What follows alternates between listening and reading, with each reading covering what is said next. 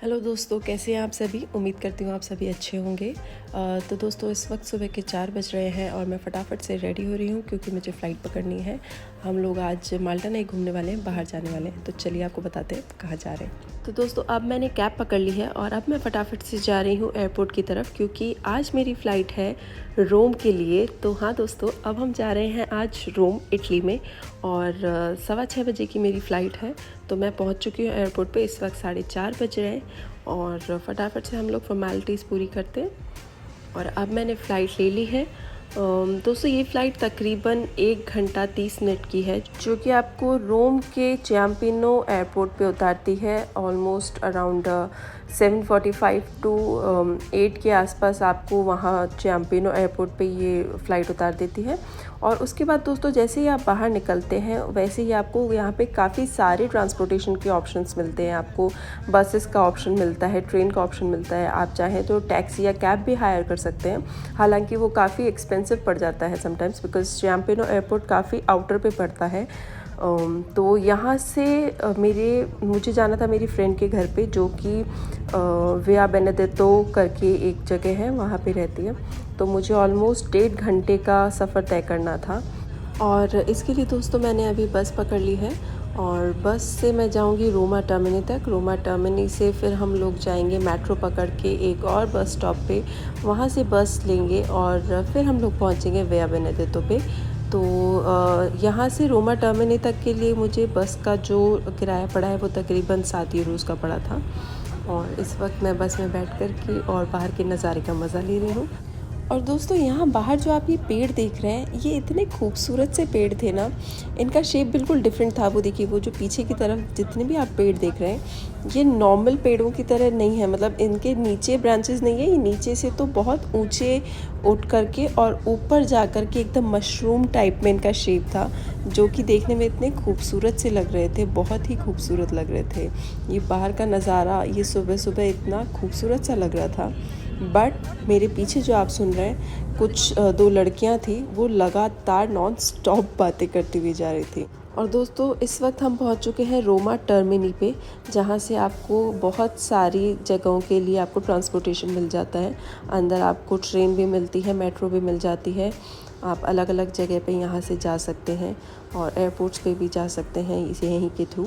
तो लेकिन आप यहाँ पे देख रहे हैं, यहाँ पे ऊपर सब कुछ जो है वो इटालियन भाषा में लिखा हुआ है। हालांकि फिमेंचिनो समझ में आ रहा है एयरपोर्ट का है, ट्रेनी समझ में आ रहा है, ट्रेन के लिए आपको इंडिकेशन दिया हुआ है।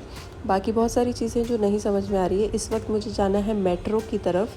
मुझे मेट्रो का रास्ता फिगर आउट करना है और वहाँ से मैं अपनी फ्रेंड से मिलूँगी, जहाँ से हम जाएंगे उसके घर पे। सो लेट्स फिगर आउट, देखते हैं। और दोस्तों, यहाँ पे मुझे मिल चुका है मेट्रो के लिए रास्ता। ये रहा, यहाँ से नीचे जाते हैं और जा कर के मेट्रो की जो लाइन है वो पकड़ते हैं। तो चलिए चलते हैं।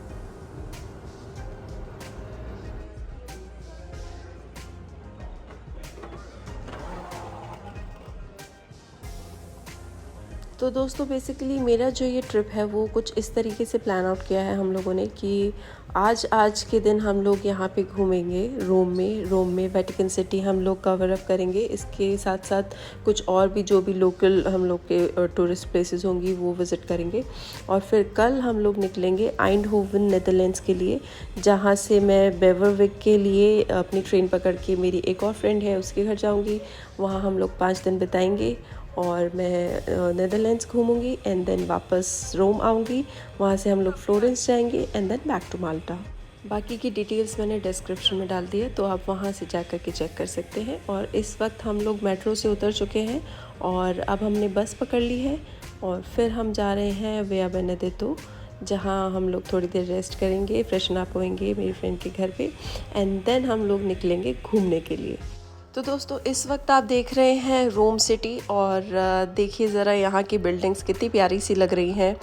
यहाँ पे 2 तरीके की बिल्डिंग्स ज़्यादा कलर में आपको देखने को मिलेंगी। एक तो ये येलोइश जो कलर होता है, इसके अलावा एक रेड ब्रिक्स की भी यहाँ पे बिल्डिंग्स आपको देखने को मिलेंगी और दोनों ही बहुत ही खूबसूरत सी लगती हैं। काफ़ी पुरानी सी बिल्डिंग्स हैं हालांकि, लेकिन ये शहर ना आपको थोड़ा सा ओल्ड वाइब्स भी देगा और वेस्टर्नाइज कल्चर भी यहाँ पे आपको दिखेगा। लेकिन ओवरऑल बहुत ही अच्छा शहर है, बहुत ही प्यारा सा शहर है। और पब्लिक ट्रांसपोर्टेशन हाँ थोड़ा सा समटाइम्स मुझे लगा कि मेस्ड अप है, but still it's quite well, quite good.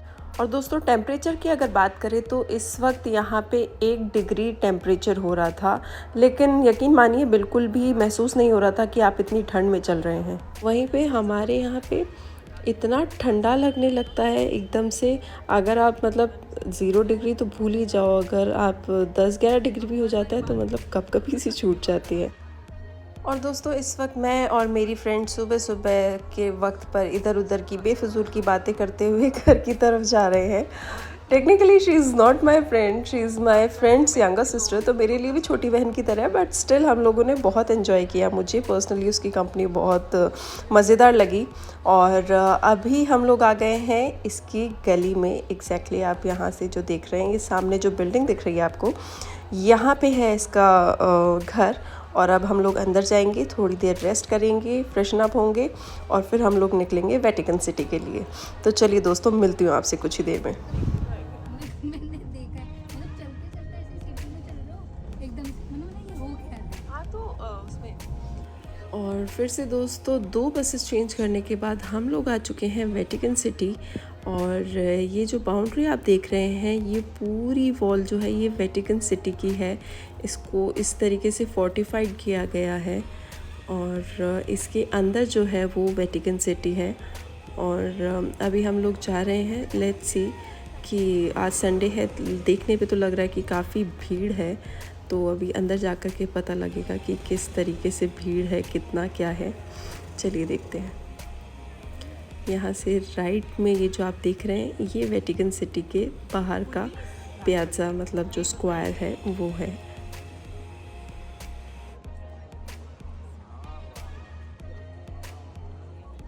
तो दोस्तों पीछे जो आपने गार्ड्स देखे थे और बैरिकेड्स लगा रखे थे, वो इसलिए लगा रखे हैं क्योंकि अभी एंट्री बंद है यहाँ पे, बिकॉज़ आज इनका कुछ फंक्शन है, संडे भी है और इसके साथ साथ एक और फंक्शन भी है। उस वजह से अभी एंट्री बंद है, जो कि 12 बजे खुलेगी। और उसी की वजह से शायद यहाँ पे जितने भी टूरिस्ट आए हुए हैं उनका पूरा मेला लगा हुआ है और बहुत ज़्यादा भीड़ है। एक्चुअल में बहुत ज़्यादा भीड़ है, आपको मैं आगे दिखाऊंगी। तो ये पूरा का पूरा जो रोड है जो वेटिकन सिटी की तरफ जाता है, वो पूरा का पूरा जो है जैम पैक्ड है। और अब ये देखिए दोस्तों, मतलब इतनी ज़्यादा भीड़ थी ना कि बस पूछिए मत। और इस भीड़ को देख करके लग रहा था पता नहीं क्या ही फ्री का बट रहा है कि इतने सारे लोग यहाँ पर घूम रहे हैं। विच इज़ ऑब्वियस, बिकॉज सुबह से अगर यहाँ पे एंट्री बंद है तो जितने भी टूरिस्ट होंगे वो लोग यहीं पे टाइम पास कर रहे हैं बाहर की तरफ। और इसीलिए हम लोग भी टाइम पास करने निकल गए थे। 12 बजे तक का टाइम हमें निकालना था, तो हम लोग पास ही में एक कासल था, उसे देखने आ गए थे। ये सामने जो आप देख रहे हैं ये एक कासल है, सेंट एंजलो करके एक कासल है, उसे हम लोग देखने के लिए आ गए। और दोस्तों ये जो कासल है ये बेसिकली दूसरी शताब्दी में एक रोमन एम्परर हुआ करते थे, हेड्रिन, जिनने इसे अपने और अपनी फैमिली के मकबरे के रूप में इसे बनवाया था, जिसे बाद में पोप्स ने एक कासल और फोर्ट्रेस के रूप में भी इस्तेमाल किया। और फ़िलहाल ये एक म्यूज़ियम के रूप में तब्दील कर दिया गया है, जिसकी एंट्री टिकट्स और बाकी की डिटेल्स आप सामने देख सकते हैं बोर्ड पे। तो दोस्तों ये है कासल सेंट एंजलो। और दोस्तों टैलेंट की यहाँ पे आपको कोई कमी नहीं मिलेगी। आई मीन हर कदम पे आपको इतने टैलेंटेड लोग देखने को मिलेंगे। इस लड़के को ही देख लीजिए, इसके पास तो कोई इंस्ट्रूमेंट भी नहीं है दोस्तों, सिर्फ ये खाली डब्बों से और बाल्टियों से इतना मस्त म्यूज़िक बजा रहा है। इतना टैलेंटेड बंदा है ये कि बस पूछो मत।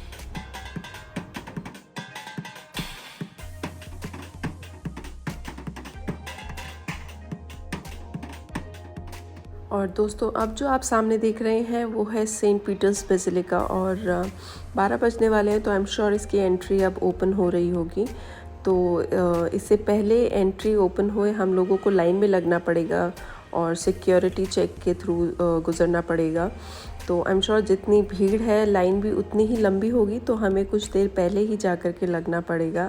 लेट्स सी कि कितनी देर लगती है हम लोग को सिक्योरिटी चेक करने में। और इसके लिए इतना वेट किया है तो दोस्तों थोड़ा और वेट बनता है। अब आप देखिए खूबसूरत सा व्यू, और इसी के साथ साथ ये देखिए, ये जो यहाँ से ये देख रहे हैं, ये पूरी लाइन है दोस्तों वहाँ एंड तक। आपको इतना आई एम श्योर यहाँ पे 1 से 1.5 घंटा लगने वाला है सिक्योरिटी चेक के लिए। तो चलिए चलते हैं और लगते हैं फटाफट से लाइन में, ताकि हमारी चांस जल्दी से आए, हम अंदर जाएं और इस बेसिलिका को देखें। ये देखिए दोस्तों, ये यहाँ से लोग ये लाइन में लगे हुए हैं, ये देख रहे हैं आप, ये पूरी लंबी लाइन है, वहाँ एंड तक जाएगी। वो जितने भी पिलर्स आप देख रहे हैं, उन पिलर्स तक जाना है हम लोग को, वहाँ से सिक्योरिटी चेक करके एंड देन एंट्री मिलेगी हमको। और दोस्तों पूरा 1.5 घंटा लाइन में लगने के बाद, वेट करने के बाद, तपने के बाद फाइनली हम लोगों को एंट्री मिल चुकी है। और अब हम लोग जा रहे हैं इस बेसिलिका के अंदर। और दोस्तों बाहर से ही देख सकते हैं आप, कितनी खूबसूरत बिल्डिंग है ये, कितना ह्यूज स्ट्रक्चर है ये। ज़रा इन पिलर्स को देखिए आप, ये जो पिलर्स बाहर की तरफ दिख रहे हैं, ये इतने हैवी लग रहे हैं, इतने खूबसूरत से हैं। और हो भी क्यों ना दोस्तों, मतलब पूरी दुनिया के कोने कोने से लोग देखने आते हैं, इसकी एक झलक देखने के लिए आते हैं, घंटों लाइनों में लगते हैं। और वो लाइनों में लगना भी वर्थ करता है, क्योंकि ये है ही इतना खूबसूरत।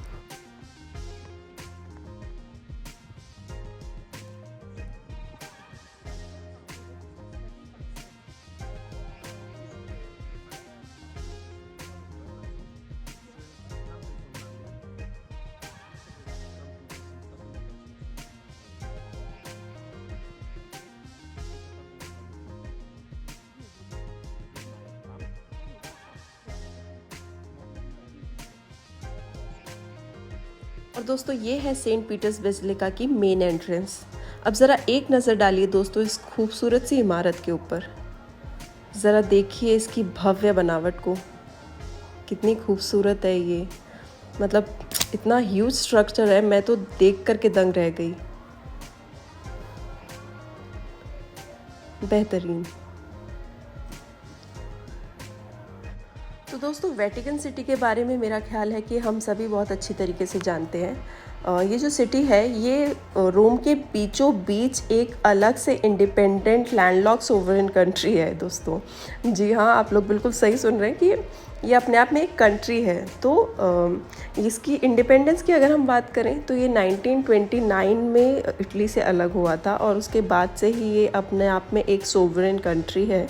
और हम बेशक इसका जो एरिया है वो 1 किलोमीटर से भी कम का है, तो सुनने में बहुत फैंसी सा लगता है कि 1 किलोमीटर से कम के एरिया में एक अपने आप में कंट्री बनी हुई है। बट ऑफ कोर्स जितने भी कैथलिक्स हैं उनकी लाइफ में ये जगह एक तीर्थ के समान है और बहुत ज़्यादा इम्पोर्टेंस रखती है, बिकॉज़ वेटिकन सिटी जो है वो कैथलिक्स जितने भी हैं और वर्ल्ड वाइड में जितने भी कैथलिक चर्चेस हैं उनका हेड क्वार्टर है। और वहाँ पे जितने भी रूल्स एंड रेगुलेशंस या जो कुछ भी फरमान जारी होते हैं वो सब यहीं से रेगुलेट होते हैं दोस्तों। तो इसीलिए उनकी लाइफ में ये जगह बहुत ज़्यादा इम्पॉर्टेंट है। और दोस्तों ये जो बेसिलिका आप अंदर से देख रहे हैं, ये जितना इमेंस चर्च है अंदर से इतना खूबसूरत है, उतनी ही दोस्तों इसकी हिस्टोरिकल इम्पोर्टेंस भी है। क्योंकि जो ये चर्च है वो एक तो कैथलिक चर्च में से सबसे होली, सबसे पवित्र चर्च माना जाता है। उसी के साथ साथ इसका जो नाम है वो पड़ा है सेंट पीटर के ऊपर। और दोस्तों सेंट पीटर जो थे वो जीसस क्राइस्ट के जो 12 मेन उनके डिसाइपल्स थे उनमें से एक थे सेंट पीटर। और सेंट पीटर यहाँ के फर्स्ट एवर पोप भी रहे हैं। तो इसलिए ये दोस्तों इतना होली माना जाता है, इतना पवित्र माना जाता है ये चर्च। मतलब मेरे लिए बहुत मुश्किल था दोस्तों कि मैं आपको इसकी एक एक बारीकी, इसकी एक एक खूबसूरती करीब से दिखा पाऊँ, क्योंकि ये बहुत ही बड़ा चर्च है। मतलब बहुत खूबसूरत है और बहुत ही बड़ा एरिया था इसको कवर करने के लिए। तो मेरा ये मतलब आप लोगों को सजेशन रहेगा कि अगर आप लोग यहाँ आ रहे हैं तो आप 1 से 2 घंटा सिर्फ़ और सिर्फ इस बेसिलिका के लिए निकाल के लाएं। बहुत इत्मीनान से एक एक चीज़ देखें, क्योंकि बहुत ही खूबसूरत है। और आई एम श्योर दोबारा तो हम लोगों को मौका नहीं मिलता है, एक ही बार हम लोगों को मौका मिलता है। तो जब आप आएँ तो अपना टाइम लेकर के आएँ। और दोस्तों ये जो आप स्पायरल कॉलम्स में बनी हुई कैनोपी देख रहे हैं, ये खास पोप के लिए रिजर्व्ड है, जिसकी ऊंचाई 28 मीटर से भी ज़्यादा है। जब हम इस बेसिलिका को देखने के लिए आए थे, हम लोगों ने देखा था कि यहाँ की एंट्री जो थी वो बंद थी उस वक्त पे, और यहाँ पे कुछ सेलिब्रेशन हो रहा था। तो अभी पता करने पे पता चला है कि यहाँ पे the world day of the poor celebrate हो रहा था, और पोप खुद जो थे वो यहाँ आए हुए थे और इस सेलिब्रेशन का हिस्सा बने हुए थे। और अगर आप लोग चाहें तो इसका जो लाइव कवरेज भी हुआ होगा वो भी आप लोग को यूट्यूब पे मिल जाएगा। पॉसिबल हुआ तो मैं डिस्क्रिप्शन में उसका लिंक भी डाल दूँगी। तो अगर आप चाहें तो वैसे भी world day of the poor Vatican city के नाम से अगर आप सर्च करेंगे तो भी आप लोगों को वो जो वीडियो है वो मिल जाएगा वहाँ पे। और मेरे ख्याल में दोस्तों अभी भी जो है सेलिब्रेशन जारी है, क्योंकि अभी आपको मैं पीछे की तरफ दिखाती हूँ। वहाँ पे पोप तो नहीं है हालांकि, बट यहाँ पे और भी जो भी ऑथराइज्ड पर्सन होंगे वो वहाँ पे अभी पीछे की तरफ यहाँ आप देख रहे हैं, वहाँ पे खड़े होकर के कुछ बोल रहे हैं। हालांकि इटालियन में बोल रहे हैं, तो हमारे समझ के तो बिल्कुल भी परे है, बट स्टिल मेरे ख्याल में सेलिब्रेशन जो है वो अभी भी जारी है। और दोस्तों मुझे ऐसा लगता है कि शायद अब प्रेयर चालू हो गई है, तो शायद हो सकता है कि अब इस समारोह का समापन होने वाला है, क्योंकि आफ्टर प्रेयर तो मेरे ख्याल में सब कुछ ख़त्म हो जाएगा।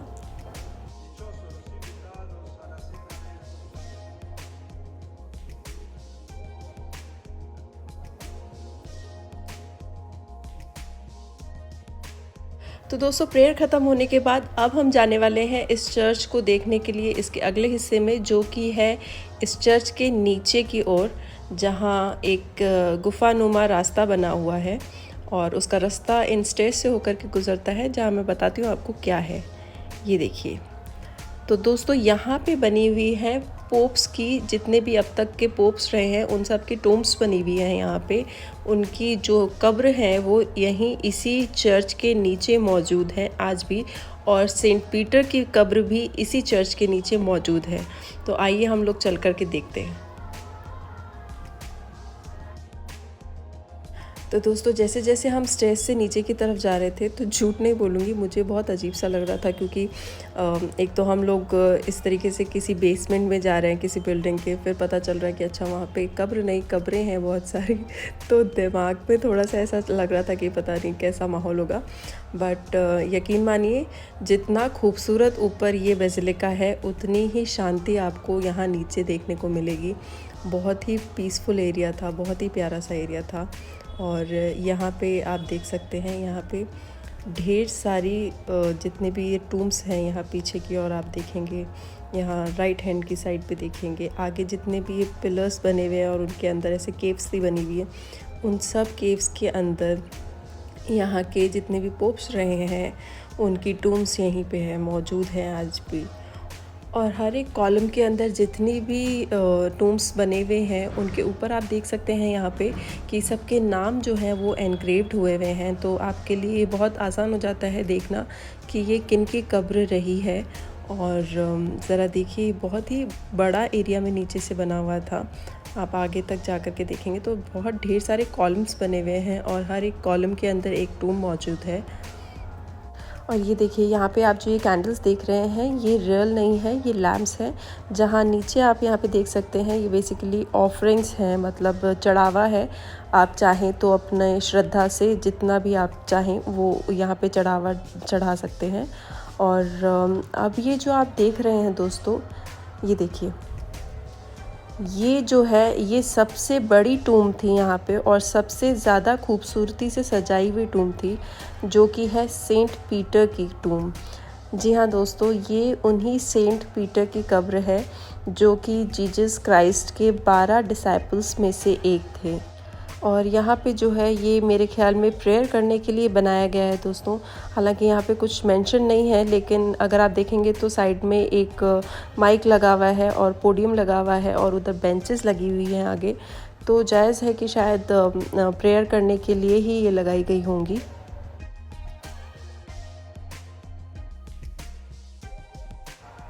और दोस्तों टोम्ब्स देखने के बाद अब हम आगे की ओर चल पड़े हैं, जहाँ पे हम आगे का म्यूज़ियम एक्सप्लोर करेंगे।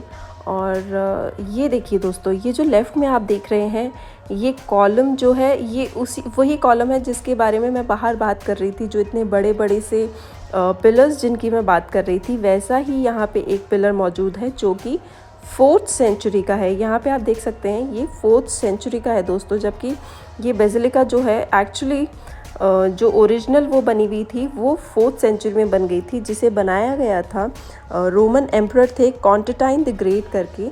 उन्होंने इस बेसिलिका को ऑलरेडी बना चुके थे। उसके बाद में 15th सेंचुरी में पोप निकोलस V ने and then Pope Julius II ने इसको रिप्लेस करवा दिया था, जो कि 16th सेंचुरी तक बन करके तैयार हो गई थी। और आज ये बेसिलिका आपके सामने है दोस्तों। ये हमारी खुशकिस्मती ही समझिए कि आज हमें ये मौका मिला और इस बेमिसाल कारीगरी के हम साक्षी बन सके।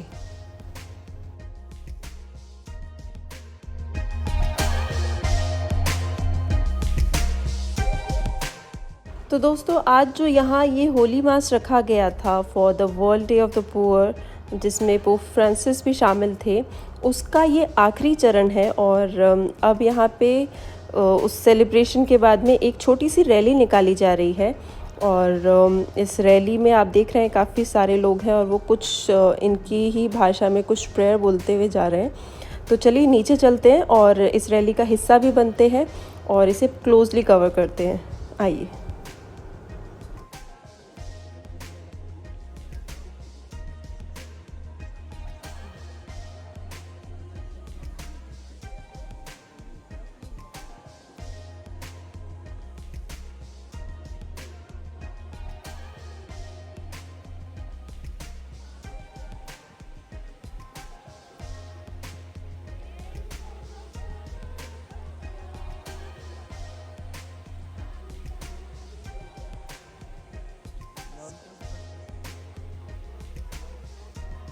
और दोस्तों इसी के साथ वेटिकन सिटी का हमारा ये टूर यहीं पे ख़त्म होता है, लेकिन रोम में अभी भी काफ़ी कुछ देखना बाकी है। तो उसके लिए बने रहिए मेरे साथ और इंतज़ार कीजिए मेरे अगले वीडियो के आने तक का। तब तक के लिए अपना ख्याल रखें एंड हाँ, please don't forget to like, share and subscribe.